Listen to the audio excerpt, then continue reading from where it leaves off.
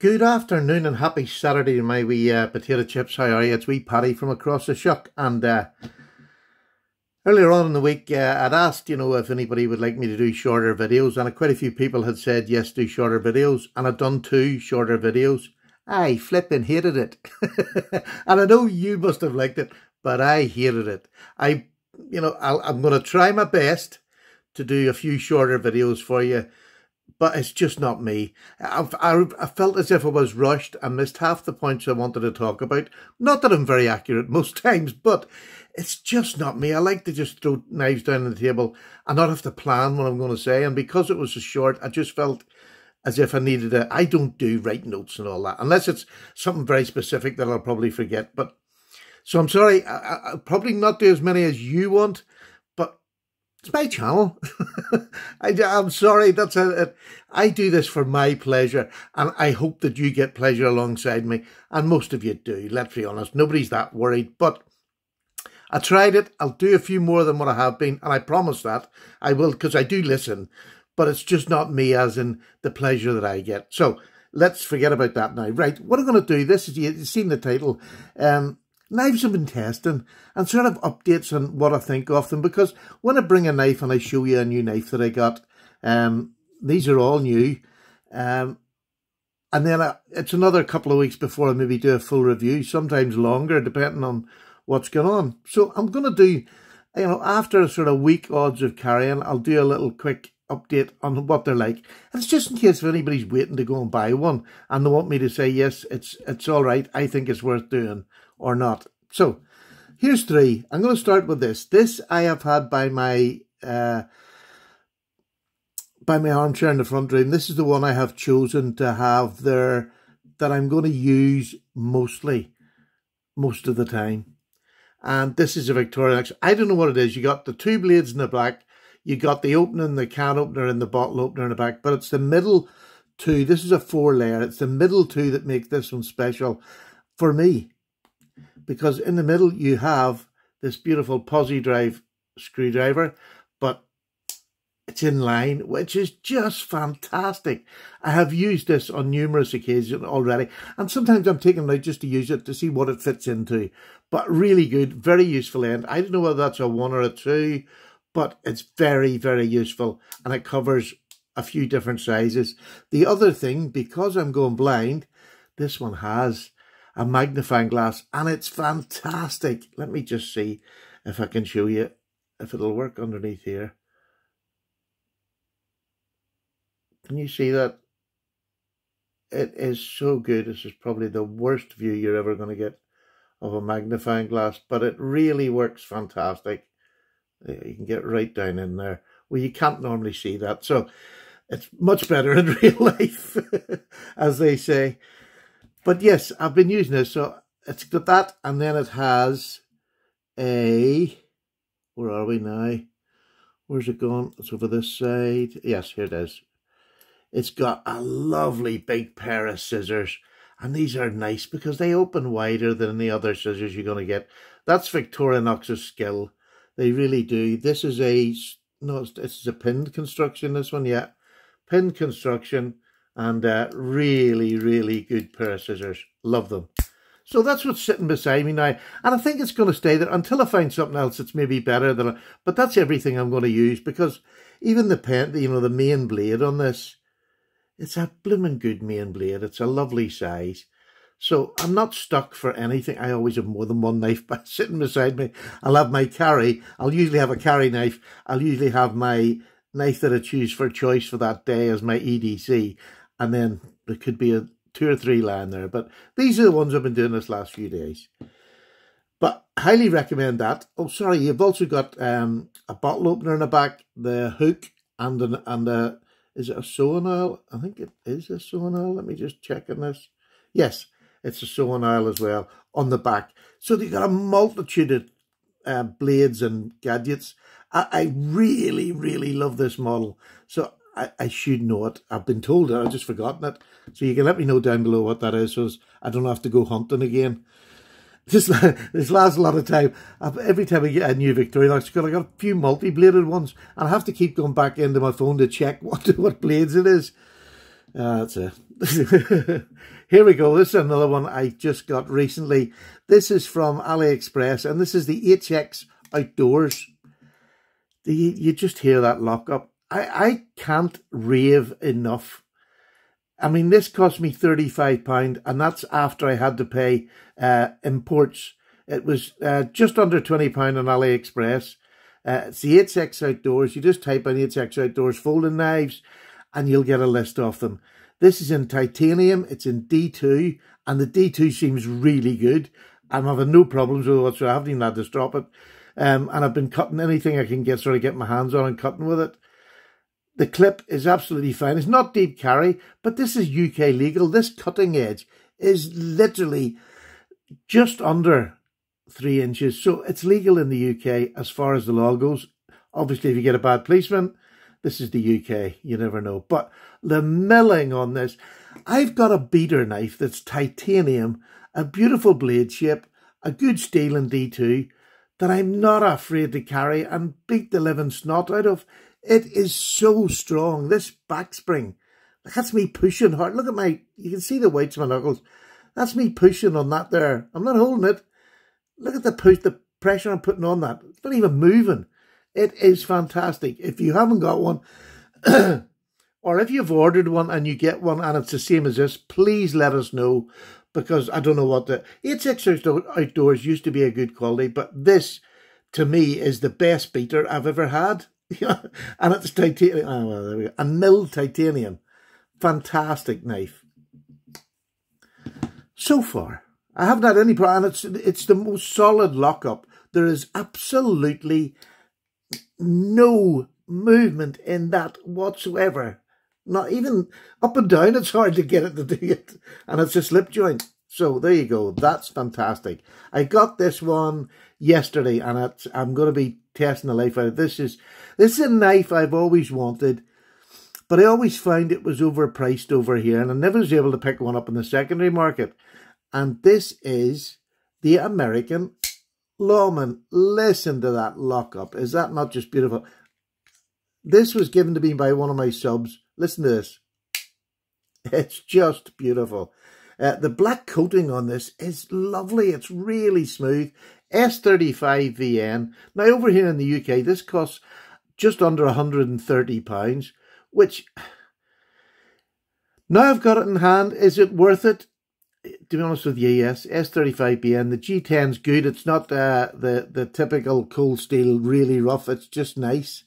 It's got a pocket clip, and it comes with a spare left-hand side one if you're a lefty. Great little tiny pocket clip. You don't feel it at all when you've got it in hand. And look at that. I get stuff. I have a medium-large hand. That is me in a full grip at the bottom part of the blade before I even go to the choil, which is a proper choil that you can get your finger into and just really get close-up work done. Cedric and Ada Pete has always had this, and that's the one that sort of made me do it. I think this is still the factory edge. It is as sharp as a razor. It's genuinely it's like a scalpel. I would say that's 3mm at the back, but I haven't measured it properly. I tend not to. But if you look, it comes down to a really fine edge. Really fine, but yet sturdy enough. The point on it is absolutely perfect. It's not too thin. It's not too fat. This is a great working knife. I love it. And is it worth $129 over here? You know, I'm going to probably have to say yes. It is, because it's so well made, very thin, so it slips into your pocket fantastically. I mean, this is the way it came to me. Look at that, just drop shot. Absolutely beautiful for one-hand action. Obviously not UK legal because it's a backlock. But there's the 3 knives I've got by me and I'm testing. And so far, bye.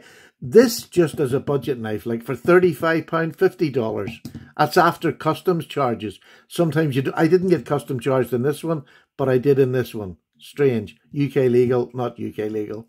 Very strange how it works, but I'm happy I didn't have to pay it. I don't mind paying customs. That's just part of life, innit? So, but I didn't have to pay it in this, paid it in this. Absolutely super. Right, that's the 3 I'm testing. See, that would have took my whole video up last time. The knife I really want to show you is this. This is a lovely Shatt and Morgan. Now I have a few Shatt and Morgans, and I'll show you them before we go. Highly polished blades, beautiful. In fact, I'll just take it off that. There you go. Look at that, highly polished blades. There's nothing on them. Usually Shatt and Morgan have something on the blades, but whether it's been wore off this or not, I don't know. I can't even see a shadow, so not too sure. Now, this is a Queen-made Shatt and Morgan, and I'm saying that not to put a slur on Queen, but I'm saying it to put a slur on Queen. They wrecked a great quality knife. You know, they took them over and they just didn't give them enough effort. And that's just the truth of it. I mean, this was not in the, well, I would have a big guess that it wasn't in the Bill Hard era. And Bill runs GEC now, if you don't know that. But he used to be the head man at Queen. After he left, it went to pot. But when I say it went to pot, right, this cost me, it was 50 or 60 pounds. I can't remember. As a looker, it really is a looker. But when you get up close, you'll see that somebody has hit every little pin on them. I actually have hit one of them since we got it. Didn't make any difference, but I hit it anyway. But it's a beautiful looking knife. An absolutely stunning knife. Now look at this. That snaps a wee bit. Listen, it's pathetic. Both of them have really bad snaps on them. That's the way it came. Unfortunately, that's not something you can check when you're looking at a knife when you're going to buy it. The owner of this did not say how bad the snap was, but you know, that's fair enough. They do snap, just it wasn't as if they were completely dead. But to me, on a knife like the buying price of these, that should have been a much better snap than that. And the pins had been battered. But there we go. I bought it, and that's what you do when you're buying on the second hand. You tend to just have to accept what you get. This is all right. Again, this knife now will be a user. You know, it will be a proper user because of the defects that it's got. It's actually made it a more useful knife to me than what you would think. Because this blade, now it's very weak, it just drops, but that doesn't bother me. I'm used to slip joints. But even then, you can get your finger up there and you're not going to close it on yourself. So to me, I have no problems using this as an everyday use. I know what it is, so I just know how to treat it a bit more carefully. But lovely fat spear point. And again, for EDC wise, you want to be able to use your blade for as many different tasks as you like. That is more like the Victorinox blade shape where the point is below the center line. Why is that important? Because when you want to do that, you don't have to do that. And then you ruin your view. If you're looking down, you don't have to do that. You can do it from here. You can bring your hand right down and look at that. I'm only hitting with a point, so you can score something. That's why it's important in an EDC knife for me. I don't know whether you've ever thought of that yourself, but I'm sure you have. But this point, the spear with the point coming off a little bit, it's like a drop point spear. That's the words I'm looking for. I just love this. It's really great. The pen blade itself is not a tiny insignificant blade. It's a little fat blade. And this is the blade I'll use to open boxes, do the dirty work. And this is just for every other job that comes along. But it's very weak. Oh, you can see that is next to nothing. There you go. That's the only thing wrong with it. And for 50, 60 quid, to be honest with you, I don't mind. I know in the States you would probably get it an awful lot cheaper. They don't tend to have the prices we have over here. But I love it. It's a super knife. Really smart, isn't it? I mean, it just looks smart. The jigging on that is fantastic. So uncoordinated jigging. It looks so real. It just absolutely love it. So that's what I've been that's what I'm going to be testing more this week as an EDC knife than just a tester knife. But I mean, I'll do a full review on it, but it has problems, it has issues, but in the looks department, no issues. That's a nice looking knife. And that's a proud carry when you're going out. So there we go. Some more examples of here's another of my Shatt and Morgan knives. This is a beautiful stag, Shatt and Morgan. They all have this, well, not all of them. They have a cornerstone shield, which is, it sort of highlights that you've got a Shatt and Morgan. Sometimes like this, they put a shield in stag and it's just not the best idea to do. Putting a shield in stag, one, I think it ruins it looks. I would rather have had Shatt and Morgan in the bolster, which they do on other knives, but to put a shield in the stag really doesn't do it any favours. And it never sits right. Excuse me. It never sits completely right because you've got such a knobble to put that into. But it's another knife of the same sort of style. Lovely fat bones. That's a really nice knife. And here's another long pointy one. This is just a gorgeous wood. Again, so, this is another thing with Shatt and Morgan when you're buying them. Sometimes the shields are not the best fitted. And that's after Bill Hard left, there just wasn't that care and attention put into them. But this, it's not that it's bad or it looks ugly. It's just not finessed. But there's a beautiful, this is 1 of 30, which I just think to have something like that is so good. I'm not sure, I think this one was 1 of something. No, I haven't got it on there. But a beautiful knife. I like Shatt and Morgan, but I sort of found out earlier on, unless you're getting models that are made during the Bill Howard mode, you can't rely on the fit and finish being good. And that's sad because they're beautiful knives. To me, they're beautiful. I probably would have had 10, 12 of these. If the ones I've got, now, here we go. I'm going to just blow this out of the water. Here's a perfect model. This is the Shatt and Morgan, and this is a trapper, a gunstock trapper. Beautiful shield, fit and finish to die for. But this was made in the Bill Hard era. Look at that, beautiful. You can't really see it. There we go, Shatt and Morgan. And this is their file and wire tested. That was how they used to test the knives. Put it in a bit of wire, dunk to see whether the heat treat was all right. But a beautiful worm groove bone. Absolutely stunning. Little couple of marks up there. You can see up there. Now I can sort of wipe them and they tend to disappear. But it does rub against sometimes. It must be the liner. This blade is absolutely centered. So I don't know. It must be just me pushing. And look at that. That one's absolutely centered. That's a Bill Hard knife. Beautifully centered. The other blade on this is a typical trapper spay blade. Beautiful. And it's more like a spear point with the main point in the center. But it is a lovely knife. You've got the clip point at the front, so you've got a point. This also has a point. Maybe, look, you can see where my hand has to be. It has to be up much higher than it when they have a drop spear point. I'm sure somebody out there must be on Paddy's wavelength. But this is a beautiful knife. Not a hard spring on it, but there's a half stop and there's a proper spring. You heard the difference there, I think, compared to it. There we go. Beautiful knife. And this is the Bill Hard era, which I absolutely love. The standards he kept and still does at GEC. Beautiful. So there's my 4 Shatt and Morgans. Will I buy more? I might buy another one and that'll be a sub-collection. Because 5 to me is a collection. But I've got 4. I might buy another one. But I think the next one I'm going to be buying will be of the Bill Howard era. I mean, he left in, I think it was probably 2004, 2005. Started GEC in 2006. And by the time he'd started GEC, Queen were starting to go down a bit in their quality control. You need somebody at the helm who's going to take control of quality. Or you don't make a success of it and it's gone now and the Queen knives are made in China. So there you go. That's the lesson for companies out there. If you don't get on top of it, you'll lose it. So, thank you very much for watching. I know it's a bit longer. I know it's a Paddy video. And I know you don't see a whole lot of specs, but that's me. They're all good working knives. And yeah, just be careful when you're buying your Queens. And there's nothing wrong with these. Every single one of these is a good working knife and a carry that I would take anywhere.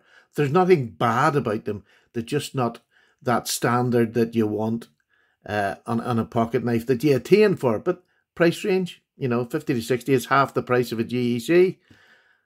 So what do you get? You get sometimes a little bit inferior, except for this one. This is just beautiful. Now, Paddy's gone. Thank you so much for watching. I will continue to test the cold steel for definite. This will go by my desk, and this is just a fantastic user. Really recommend that if you haven't already got one. If you do, let me know. Take care, everybody. Paddy's away. Have a great rest of your... I'm trying to speak too fast. I'm trying to cut these down as much as I can. Have a great rest of your Saturday. Thank you so much for your time and patience with me. All the best. Bye now.